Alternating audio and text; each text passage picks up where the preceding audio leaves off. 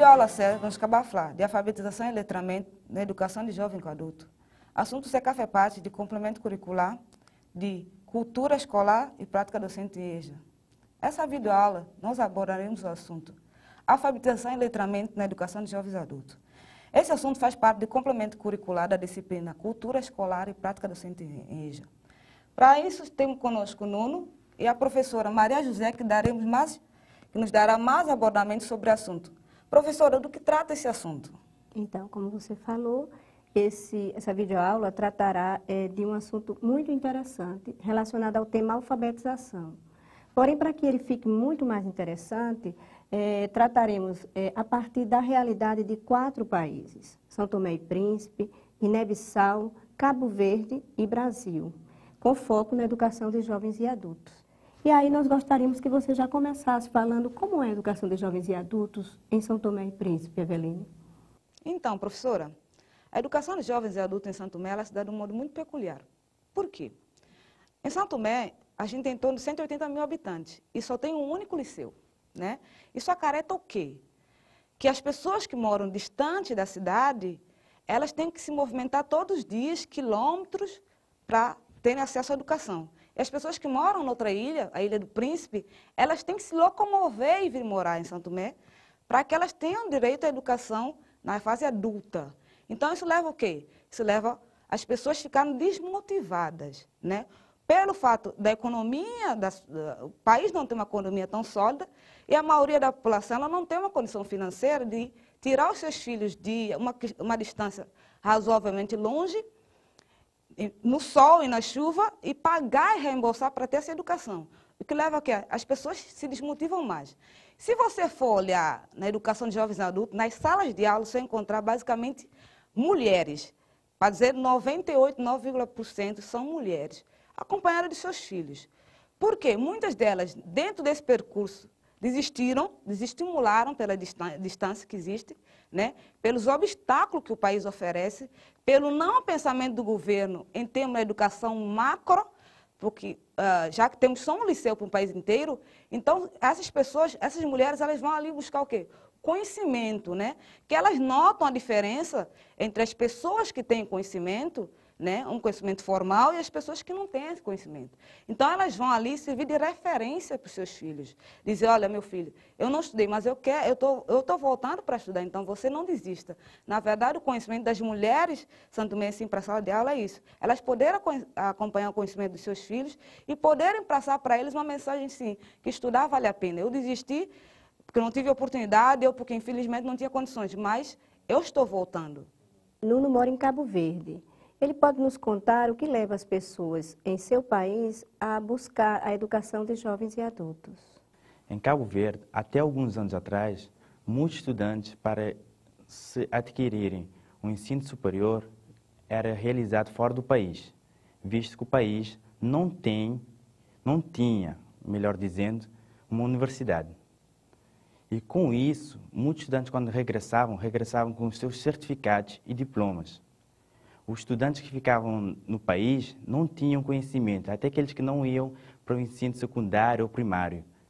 E muitos estudantes jovens e adultos, quando iam atrás de um saber ou um conhecimento, se eu posso dizer assim, não iam propriamente com o objetivo de aprender algo, mas sim com o objetivo de ter um certificado, porque, digamos assim, que o mercado exigia muito desse certificado.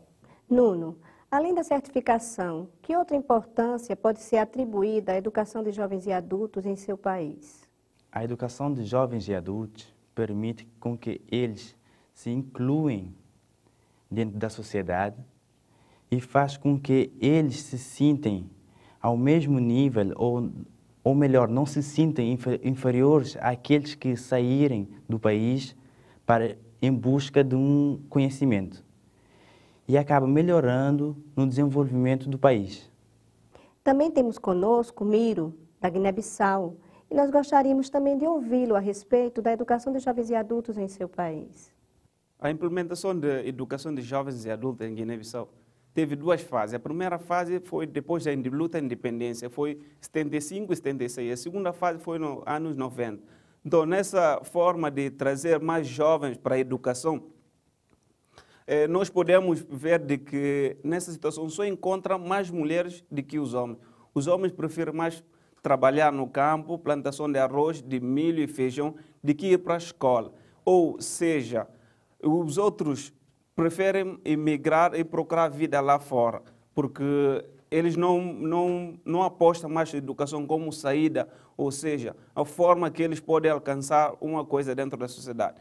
Mas só que o governo da Guiné-Bissau, juntamente com o secretário da Educação, Secretaria da Educação, eles estão lutando para trazer aqueles jovens dentro da educação, para mostrar a eles de que a educação é a única saída para o desenvolvimento e para a construção de um futuro melhor.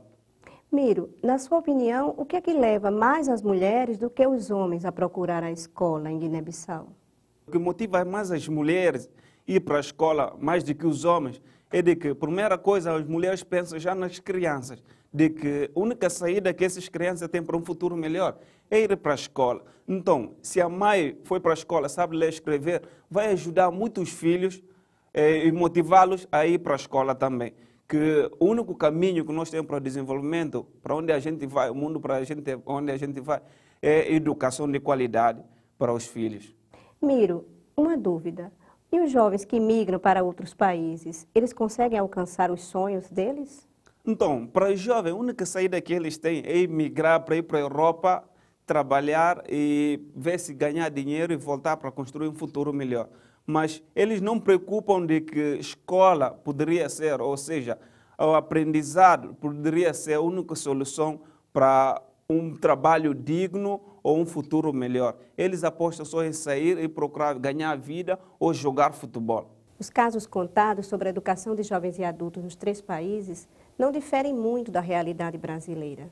Assim como em São Tomé e Príncipe, Guiné-Bissau e Cabo Verde, as pessoas aqui no Brasil, ao procurarem a educação de jovens e adultos, procuram por motivos particulares e também enfrentam dificuldades.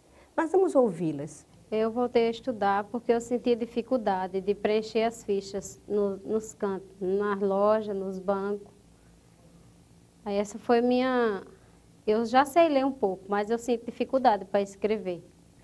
Aí agora eu estou melhorando a minha escrita. Eu voltei a estudar porque eu tenho dificuldade com a matemática e também porque eu quero dar um bom exemplo para os meus filhos, porque os meus filhos estavam com mau desempenho na escola e depois que eu voltei a estudar, eles se incentivaram mais e estão melhor. Pelo que acabamos de ouvir, a procura pela educação de jovens e adultos nos 4 países está relacionado diretamente às necessidades específicas de vida das pessoas. Por exemplo, em Guiné-Bissau, São Tomé e Príncipe e no Brasil, as mulheres procuram a escola para poder ajudar seus filhos nas atividades escolares, mas também para serem referências para que eles não desistam dos estudos. Em Cabo Verde, essa procura pela educação de jovens e adultos passa pela necessidade de qualificação para o mundo do trabalho, mas também pela necessidade de inclusão qualificada na sociedade cabo-verdiana. No Brasil, essa busca passa pela necessidade de aprender coisas que ajudem o seu dia a dia. E também a necessidade, o desejo de ingressar no ensino superior.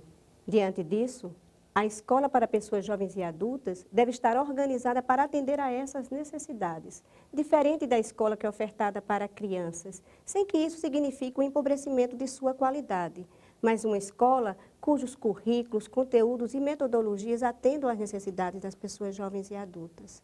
Assim, a escola estaria cumprindo o seu papel social, reconhecendo as necessidades específicas de aprendizagem dessas pessoas, valorizando os saberes que elas já possuem, reconhecer e estimular a leitura de mundo que essas pessoas fazem e, sobretudo, relacionando todo esse conhecimento, essa leitura, com a necessidade, com a leitura da palavra e com a leitura da palavra falada e da palavra escrita.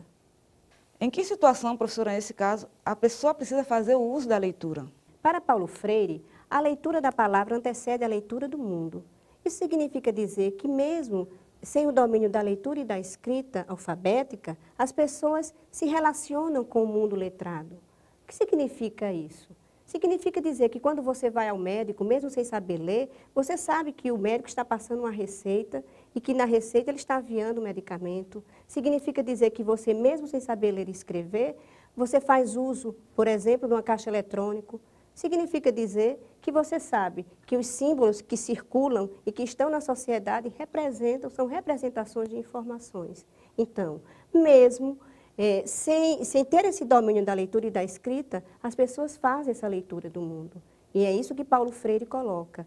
E Paulo Freire também diz o quê? Uma coisa muito interessante é que mesmo, não existem pessoas totalmente analfabetas, porque as pessoas se relacionam com esse mundo da leitura e da escrita.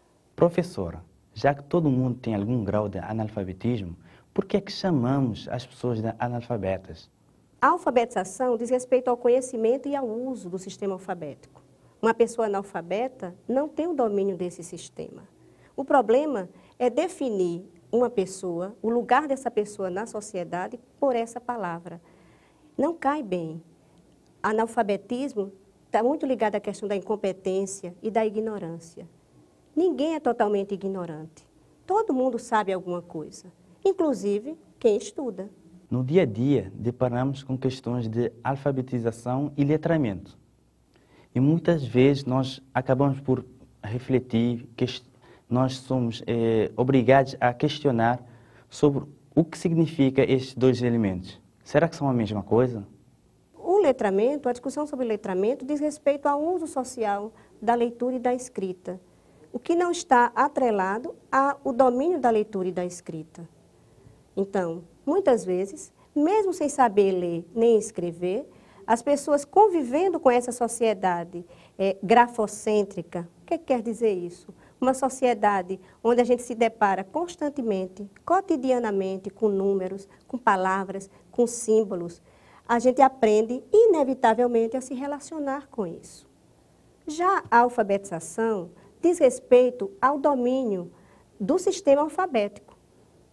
Como é que se escreve uma palavra? Né? Como é que a gente codifica a palavra falada? Como é que a gente escreve essa palavra?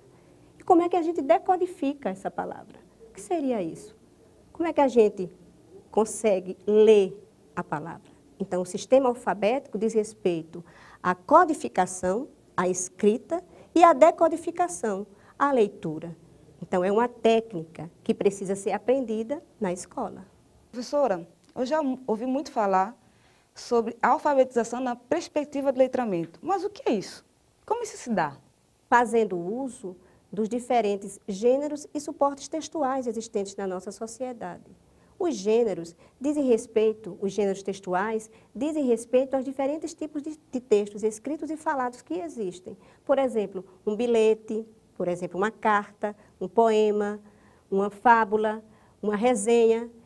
E os suportes dizem respeito à forma como esses textos chegam até a sala de aula.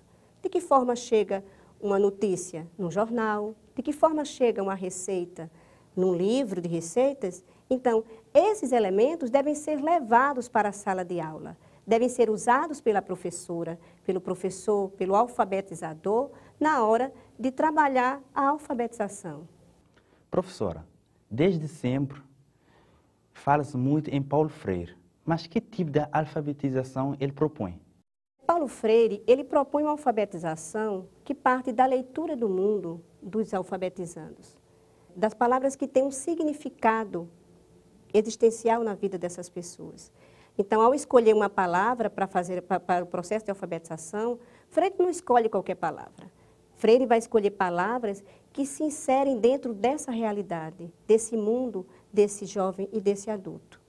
E a partir dessas palavras é que ele vai dar sentido ao processo de alfabetização. Ele vai, a partir de uma palavra, né, desse universo vocabular que ele vai pesquisar dos alfabetizandos, ele vai escolher as palavras geradoras. E o que seriam essas palavras geradoras? Palavras que teriam significado na existência dessas pessoas, mas palavras também que vão dar possibilidade para o estudo da palavra, da codificação e da decodificação dessa palavra. A aula de hoje foi extremamente rica. Eu pude ver que a questão mais importante que exige hoje em dia é o aprender. é a vontade em adquirir mais conhecimento, em busca de mais algo. Eu acabei vendo que a alfabetização é uma das coisas primordiais que a gente aprende na escola.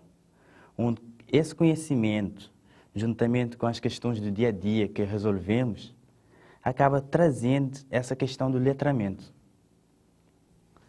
Meus amigos, não espera amanhã gostam daquele vídeo aula ali e que está ser muito contributivo para nós. Não espera que nós gostem e nós soube aproveita. De fundo do meu coração, eu desejo a nós tudo de bom, felicidade e até breve. Tchau, tchau.